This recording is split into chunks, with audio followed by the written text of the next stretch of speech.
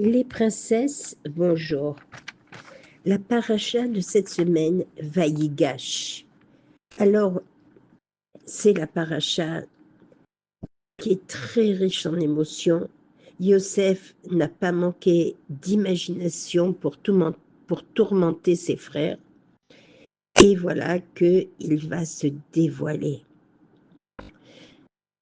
Alors, évidemment, il prend l'initiative, Yehuda, car les frères sont pleins de remords et accusent d'ailleurs Yehuda d'avoir vendu Yosef, leur frère, au lieu de le ramener à leur père.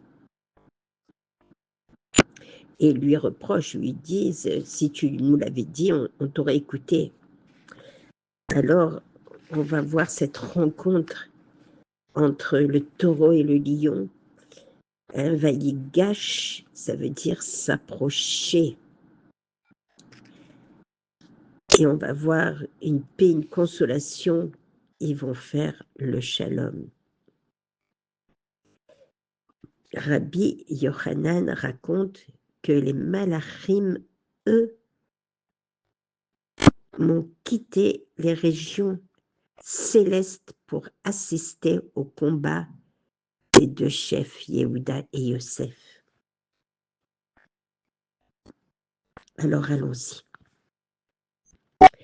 Yehuda s'approche de Yosef pour demander la libération de Benyamin, s'offrant comme esclave à la place de son jeune frère. Devant cette expression de loyauté, l'un envers l'autre, Yosef ne peut davantage se contenir. Il leur révèle son identité. « Je suis Yosef, dit-il, d'une voix chargée de pleurs. Mon père vit-il encore? Ses frères sont accablés de honte et de remords, mais il les réconforte en leur disant « Ce n'est pas vous qui m'avez fait venir ici, c'est Dieu, afin de nous sauver, nous et tout le pays de la famine. » Il se jette ensuite au cou de Benyamin et pleure pour la 8e fois. Oui, Yosef a pleuré 8 fois. Ils vont envoyer Sérar, la fille de Hacher, pour annoncer à son grand-père, au son de ses instruments de musique, que Yosef est en vie, qu'il a 2 enfants et qu'il règne sur l'Égypte. Yaakov bénit Sérar d'immortalité, et d'ailleurs elle vécut 620 ans. Elle est morte vivante. Elle est montée, on dit, avec Moshe Rabbeinu, et en Israël, elle a vécu à l'époque de David Améler.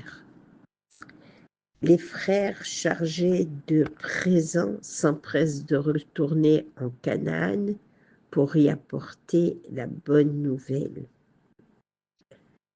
Malgré sa résistance, car l'Égypte est un pays de Touma, Yaakov descend avec ses fils et leurs familles, ce qui comptait 70 âmes en tout, afin d'y retrouver Yosef. Après 22 ans de séparation, sur son chemin, il reçoit la promesse divine. N'hésite pas à descendre en Égypte, car je t'y ferai devenir une grande nation. Moi-même, je descendrai avec toi en Égypte. Moi-même, je t'en ferai remonter. Hachem est là.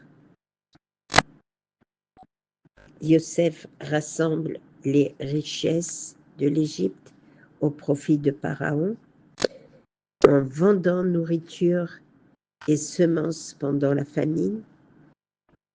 Pharaon donna à Yaakov et sa famille la région fertile de Goshen, qui avait été offerte à Sarah et Manu, où les enfants d'Israël connurent une prospérité prodigieuse. Alors, juste un petit mot vite fait sur la paracha. Vaïgash, vous aurez compris, ça veut dire se rapprocher. Ce sont des révélations poignantes, le dévoilement, les retrouvailles de Yosef et ses frères, et Yosef et son père. Od Yosef Rai, et il est le dirigeant de l'Égypte. Yaakov a fermé son cœur. Pas possible. Sérar lui a annoncé en chantant. Yaakov, Od Rai. Et voilà qui va lui envoyer Egla Aroufa, la dernière halakha qu'ils ont étudiée ensemble. Arnasatorim lui donnait à manger, le raccompagnait. Il a vu la charrette, qui est un secret kabbaliste, puisque c'est un rond, une plateforme, avec des roues qui montent et qui descendent. Des roues, celui qui est en haut, puis tourne, celui qui est en bas touche le parterre, puis monte et se retrouve en haut. L'otiaèche, quand on touche le bas par les soucis, les difficultés, au moment où l'on est en bas, on remonte. Ainsi, lorsque l'homme est en haut, maintenant tu commences à tomber, mais comme Hachem fait tomber, Hachem fait monter. C'est le secret que Yaakov avait dit à Yosef Hatzadik. Quand on est en haut, c'est comme ça que pense Yosef. Il pense qu'il va descendre. Quelle humilité, dit Yaakov. C'est comme ça qu'il est resté tzaddik. Alors, passons à la petite histoire. Un groupe de juifs chassidiques américains fait un voyage en Italie à la découverte de l'immense héritage juif du pays, dont les villes de Livourne, Florence, Rome, Venise. Alors qu'ils sont dans un car privatisé, un énorme embouteillage se forme sur une route habituellement peu fréquente. Le groupe de touristes avait prévu de prier Mincha à leur retour à l'hôtel, mais ils réalisent qu'ils n'arriveront pas à temps avant le coucher du soleil. Les chassidim demandent à leur guide de s'arrêter à la prochaine station-service pour prier. Le guide touristique rétorque: on ne prie pas dehors comme ça, ici, surtout qu'on se trouve dans un coin où les gens n'ont pas l'habitude de voir des juifs, et encore moins des comme vous, avec de longues vestes, des barbes fournies et des longues péotes. Je ne prendrai pas ce risque.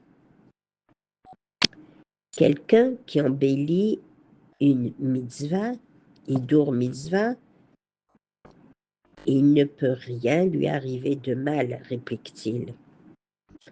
Le guide lâche prise et demande au chauffeur de s'arrêter à la station-service. Les chassidim descendent quand, brusquement, une énorme moto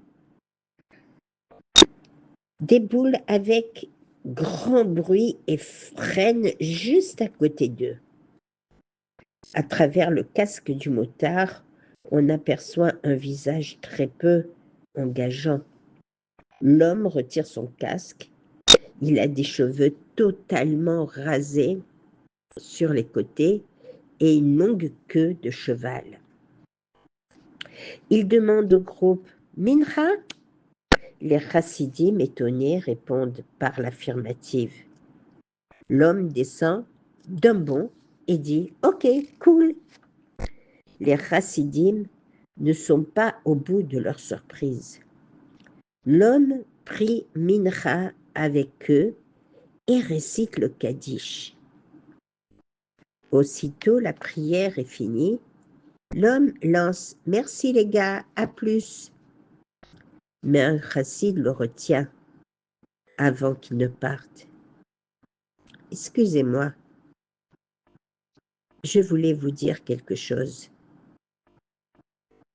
En vous voyant, je n'aurais jamais pensé que vous étiez juif. » Le motard lui répond « Grosse erreur, mon pote. J'ai grandi à Jérusalem dans une maison froum. À mon adolescence, je me suis mis en retrait du modèle familial. Je suis parti à l'étranger et c'est vrai que je suis tombé très bas. J'ai tout lâché, sauf ma croyance en Dieu. Je suis resté convaincu de son existence, mais j'ai réussi à me persuader que la pratique n'est pas essentielle. Entre-temps, mon père est décédé. Il était très malade. Quelques jours avant sa mort, il m'appelle au téléphone. « Mon fils, tu sais à quel point ton éloignement de la famille et de la religion me brise le cœur. Je t'ai longuement supplié de mettre au moins les téphilines et de garder le Shabbat. Mais j'ai l'impression de parler à un mur. Aujourd'hui, je suis sur mon lit de mort. Je te demande juste une seule chose. Quand j'aurai rejoint le monde de vérité, fais le Kaddish pour moi. Tu veux que je dise le Kaddish? Mieux vaut pas pour toi. Je ne mange pas du tout kasher. Je dis des vulgarités et ça fait des dizaines d'années que je ne fais plus attention à ne pas dire de médisance. Même si je récitais le Kaddish, ma bouche est trop polluée pour aider ton âme. Pourtant, il semble que Dieu ait décidé que ce soit ce Kaddish-là que je mérite. Tout ce que je te demande quand je ne serai plus là, plus de ce monde, c'est de faire le Kaddish une fois par an, le jour de ma Askara. C'est tout. Une fois par an. Tu peux faire ça pour moi? Ah, je ne me vois pas refuser cette dernière volonté à mon père. Et je m'y tiens. Chaque année, je récite le Kaddish le jour de sa Askara. Et j'ai jamais oublié une seule fois de le réciter. Sauf qu'aujourd'hui, j'ai prévu de voyager depuis le petit village d'Italie où je vis jusqu'à Slovénie, à 700 km, pour rejoindre des copains. Et voilà qu'en plein voyage, je me souviens brusquement que c'est le jour anniversaire de la disparition de mon père aujourd'hui. Le problème, c'est que dans toutes ces petites villes sur la route, il n'y a pas de synagogue, pas de minyan, donc pas de possibilité de réciter le Kaddish.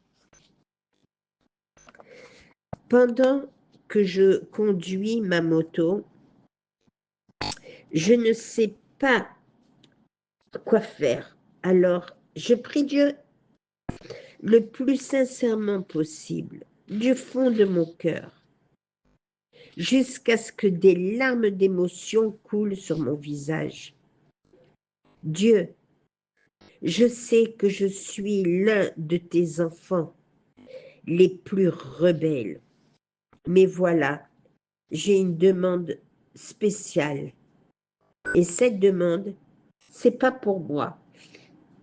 C'est pour mon papa qui est décédé et lui, c'est un de tes enfants les plus dévoués. Si tu veux que je fasse le Kaddish pour papa, je fais en sorte que j'ai un minyan. Ce sera pour moi un signe si mon Kaddish a une quelconque valeur à tes yeux. Je trouverai un minyan. Mais sinon, si mon Kaddish ne vaut rien, alors je n'en trouverai pas. Je continue à rouler à vive allure et le soleil commence à se coucher. Je comprends que mon Kaddish ne vaut rien, ce qui m'a pas mal attristé.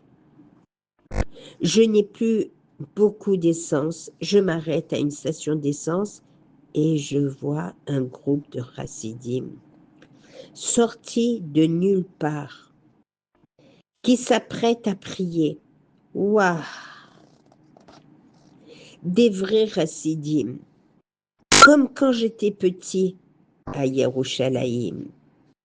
Mon cœur a l'air de s'emballer. Il a fait un bond.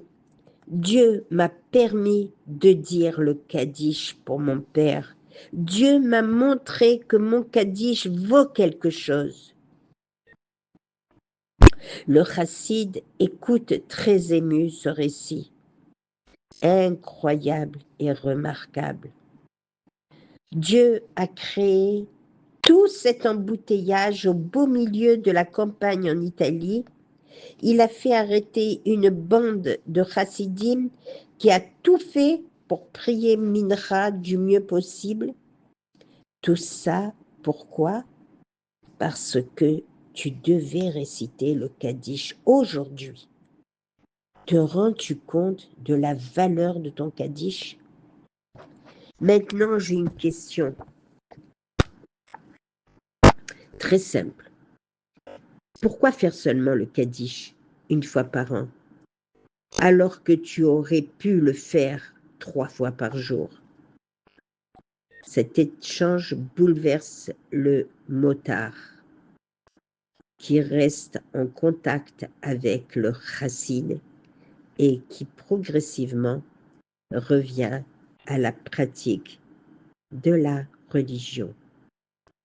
Cette histoire nous montre qu'Hachem est prêt à agencer des faits qui nous semblent invraisemblables pour notre bien, pourvu que nous fassions preuve de bonne volonté. On apprend aussi la valeur unique de la prière dès lors qu'on la prononce d'un cœur sincère. Lorsqu'un juif arrive dans un endroit, donne, ce n'est que Dieu, dans un but d'accomplir une mitzvah. L'homme est Dieu, ou Dieu est l'homme, et son prochain. Voilà, très bonne journée les princesses. Zot Hanouka Sameach, et que le Mashiach se dévoile vite et bien dans le 3e Beth Amikdash.